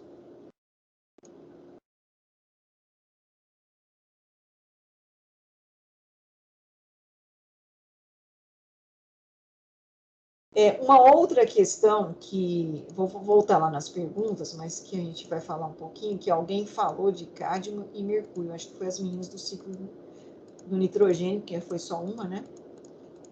Só um minutinho, pessoal, vou só finalizar, tá? Vocês aguentam mais um pouquinho aí? Aguenta, né? Fica de boa, professor. De boa, né? Bom, e essa questão, eu coloquei aqui em especial para o enxofre, e as meninas que apresentaram sobre o enxofre acho que já foram embora, mas elas trouxeram esse estado de oxidação do enxofre. Mas não é só o do enxofre, né? A gente pode pensar também no estado de oxidação do carbono. Quem falou sobre o nitrogênio também falou do estado de oxidação do nitrogênio. Falou-se, o pessoal do oxigênio também falou do estado de oxidação do oxigênio. Aqui eu só coloquei enxofre, a pergunta não foi bem elaborada, poderia ter trazido aqui não só enxofre, mas os demais elementos químicos, tanto carbono, quanto enxofre, quanto nitrogênio, quanto oxigênio.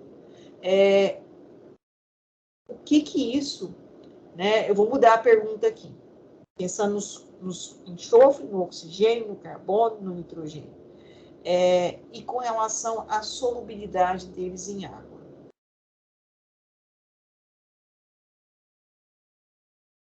O estado de oxidação vai interferir na solubilidade em água?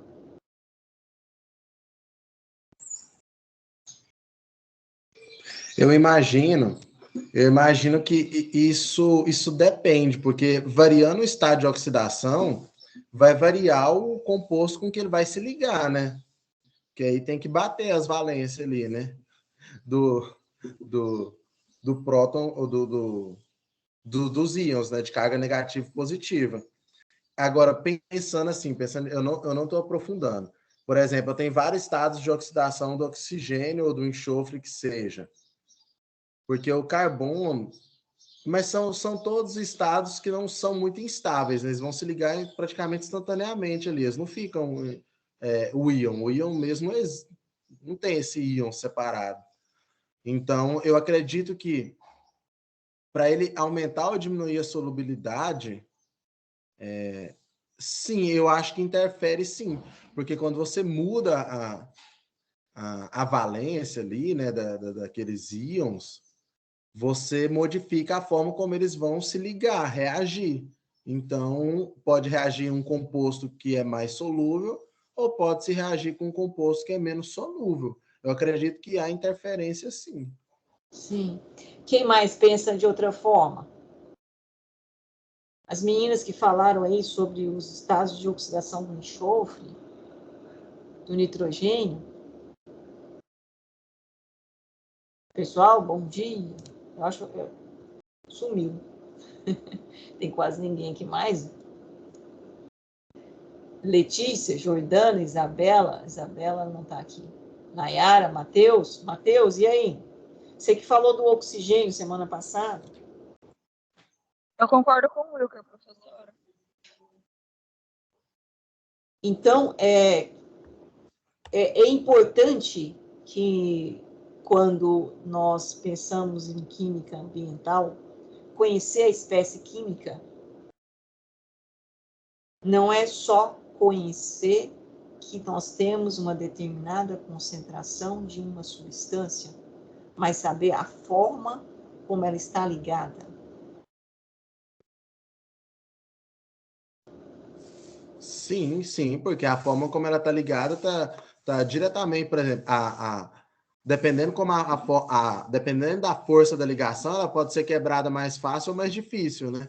Então, isso interfere diretamente em um ciclo, né? Imagina se você começa a criar moléculas que são difíceis de quebrar a ligação, vai interferir diretamente nesse processo, se ele é cíclico, né? Se você interfere ali nele. Então, eu imagino o problema. Então, esse é um ramo, né, da química ambiental, inclusive, que surge, né? É um ramo da química que diz chamado área de especiação química. Vocês já ouviram falar sobre essa linha?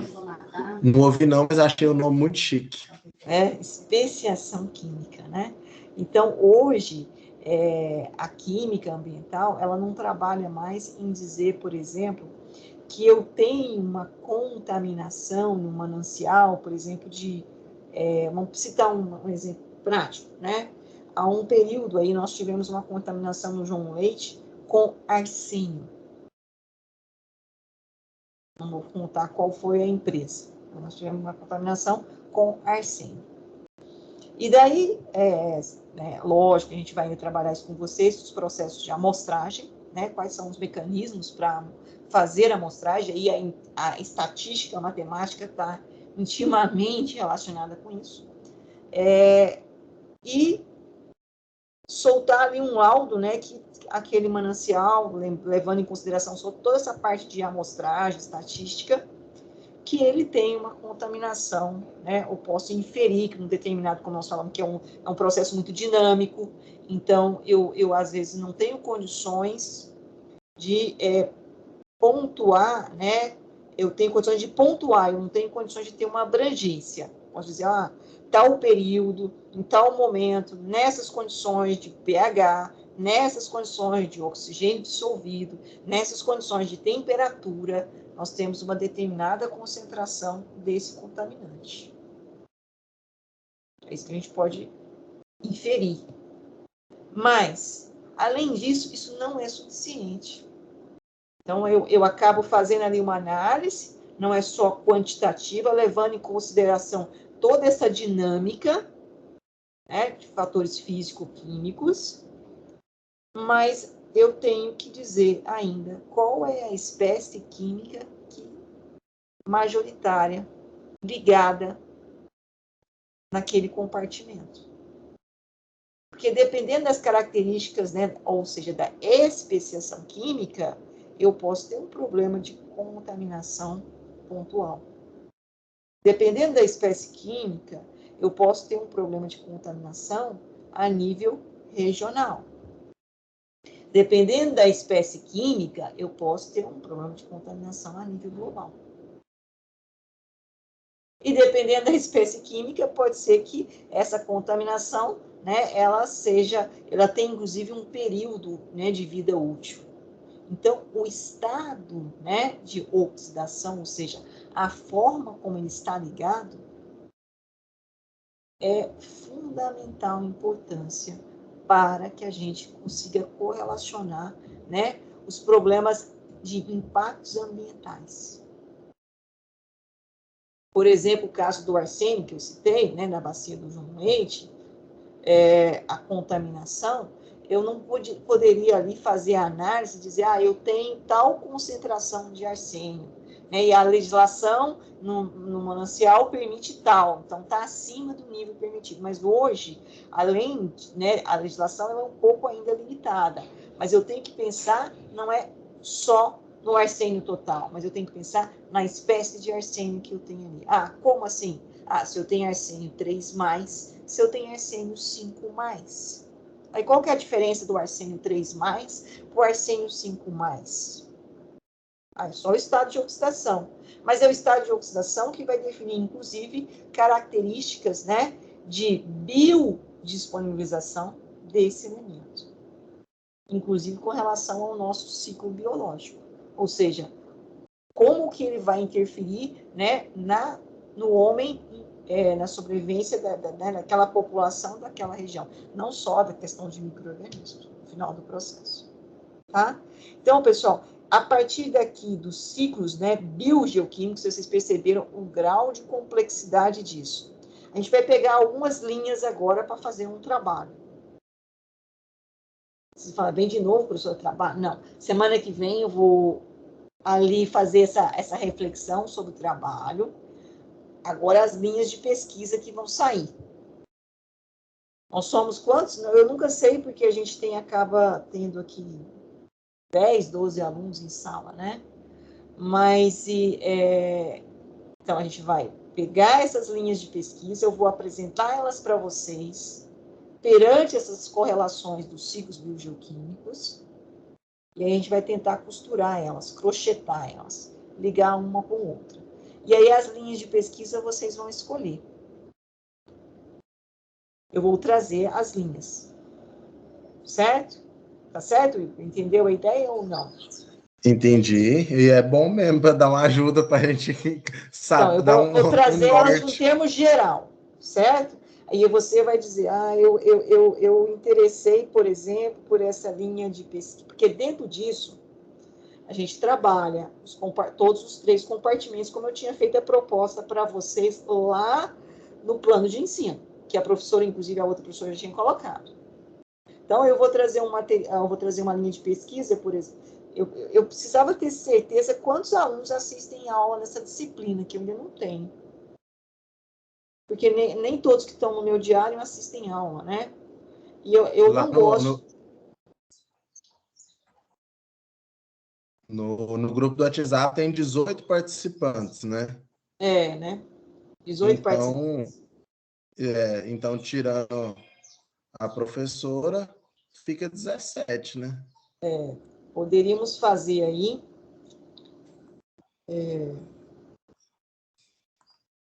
Pronto, 17 é o número primo, não dá para dividir por ninguém. Pronto, acabou o trabalho, acabou a disciplina, todo mundo partiu. Não, eu estou pensando aqui, né? Então, a gente tem eu não gosto muito de trabalho solitário, mas também não gosto de grupo que passa de 2 alunos. A discussão, às vezes, não vai. Mas um grupo de 3 pode ser feito. Um de 3 e os demais de 2 integrantes. Vocês já vão pensando nisso aí para a próxima semana, porque eu vou trazer ainda a discussão de cada linha de pesquisa para vocês, e vocês ali vão tentar, né, direcionar, eu gostaria de trabalhar com essa linha de pesquisa. Aí pode falar, aqui dê um exemplo dessa linha de pesquisa, professor. Você pode dizer que o Wilker vai perguntar isso para mim agora. Professora? Sim, pode falar. Só uma pergunta, essa apresentação vai ser quando a gente... Na verdade, Daniel, é o seguinte, nós vamos fazer esse trabalho, né, de pesquisa juntos, e em cada dia, né, eu vou tentar agrupar dois temas, e inicialmente eu vou discutindo com vocês, eu falando aqui, vocês, né, perguntando, questionando, levantando as ideias, para todos os grupos, mas todo mundo participando junto. E aí, depois, é que vem um período para vocês se apresentarem. E aí, logicamente, a gente vai estar fechando a disciplina. Então, vai ser um trabalho agora um pouco mais árduo, mais demorado. Aí, professor, mas como é que nós vamos fazer as discussões? A gente vai marcar um cronograma, porque nós temos o mês, metade de janeiro, não é isso? De atividade. fevereiro. Finaliza em março. Tô certa? Nós só não pode fazer muito trabalho agora no fim do ano, né? Porque nós tem que encher a cara no Natal. Então, eu vou passar as linhas de pesquisa, vocês vão fazer as reflexões, vocês não precisam definir nada que vocês vão trabalhar, não. Vocês vão pesquisar sobre elas, vão ler sobre o assunto, a gente volta em janeiro, eu venho fazendo a discussão de cada linha, eu aqui apresentando e discutindo cada linha, mais ou menos umas 2 semanas, e aí que a gente começa, vocês vão definir qual que é a pesquisa que você quer fazer, e aí sim vocês começam as apresentações. Entendeu? Então, na verdade, a gente vai apresentar e fazer uma discussão em cima dessa linha de pesquisa dentro da química ambiental. Na verdade, quando eu trabalhava na disciplina presencial, nós tínhamos as visitas técnicas. A partir da visita técnica, a gente tirava as linhas de pesquisa. Então, a gente visitava um incinerador, visitava o aterro, visitava, né, a Comissão Nacional de Energia Nuclear, visitava a Simpor, visitava o Hospital Araújo Jorge. Então, trabalhando com os diversos compartimentos. E aí, logicamente, a gente vai elencar, né, a questão da problemática ambiental dentro desse contexto. Por exemplo, quando eu vou ao Hospital Araújo Jorge, qual que é o foco que eu estou querendo trabalhar dentro do Hospital Araújo Jorge de química ambiental? A parte de resíduos sólidos, em especial a área de saúde.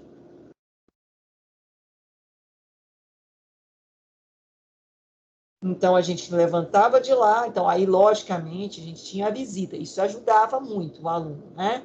Aí eu quero trabalhar com esse tema. Então, ele elaborava, a gente chamava de um pré-projeto. Alguns alunos se identificavam tanto com esse pré-projeto e com a apresentação desse pré-projeto, que depois ele fazia o TCC dele, inclusive, nisso. Não é a disciplina de metodologia científica, não vou trabalhar, né, essa área de projeto, não é isso, tá? Eu tive problema com o professor de metodologia, inclusive, de se sentir invadido, né? Mas não é essa a ideia. A ideia é que vocês façam a discussão da química ambiental dentro desse contexto, e para isso eu tenho que apresentar um texto, e esse texto, ele tem que ter uma fundamentação teórica, ele tem que ter uma metodologia, caminhos para se trabalhar isso. E, logicamente, quando a gente propõe caminhos, a gente quer resultado, não quer resultado? Pensando nesses caminhos, a gente planeja esses resultados. É lógico que quando eu executo, de fato, isso pode mudar completamente. Mas, então, é mais ou menos essa ideia. Então, as linhas, normalmente, a gente vai continuar com elas. Quais são? Pensar numa indústria né, cimenteira, porque a gente tem o problema de atmosfera, tá? Pensar, e aí, logicamente, todos estão, como o Wilker Pro falou, o grande problema nosso é a questão energética, então está envolvida nisso. Pensar na questão, né, numa indústria suco-alcooleira, também estamos com a questão energética em aposta, também visitamos as indústrias suco-alcooleira, então é uma outra linha de pesquisa, né? A área de saúde também, como eu falei, né, porque eu falei o Araújo Jorge, porque é um dos hospitais hoje em Goiânia referência nessa área de resíduos da área hospitalar, gerenciamento de resíduos da área de saúde. Inclusive tem, né, lá dentro um químico ambiental, né, que trabalha nessa linha, que inclusive saiu do instituto, tá? E pensar nessa questão de aterros, né, de tratamento de resíduos finais, como é que é essa condição? E logicamente, tudo isso, pessoal, tem uma legislação pertinente a esse processo. Então, a gente tenta fechar a questão de resíduos sólidos, a parte, né, da aquática e, logicamente, a parte também da atmosfera. E já que nós estudamos aqui os ciclos biogeoquímicos, nós vimos Agora, tentar correlacionar isso com o nosso cotidiano, nosso dia a dia. Tranquilo? Entenderam a ideia? Não temos as visitas, não é possível fazer visita ainda, mas a gente vai aqui trazer essa ideia desses focos industriais para discussão, e aí depois vocês vão fazer o trabalho. Já estão lá. Tranquilo? Tranquilíssimo. Então, para próxima semana, eu vou deixar alguns textos lá para vocês darem uma lida, já para poder fazer essa reflexão, e aí eu já vou trazer essas linhas e vou começar a fazer discussão delas. Para vocês refletirem no Natal, no Réveillon, e voltarem assim felizes da vida, tanto que vocês pesquisaram. Porque o Wilker está de férias agora, não está, Wilker? Só dia 17. Então tá tranquilo, igual eu. Choremos. Dia 23. Certo, pessoal? Dúvidas, perguntas? Alguém gostaria de fazer algum outro questionamento? Nós vamos estar retomando todos esses temas que vocês colocaram, todas essas questões, elas vão estar vindo de novo, né, na questão desses temas maiores aí agora. Vou parar a gravação, então. Por hoje é só, já são 9h10, vocês já estão abrindo a boca aí, o Wilker já cansou de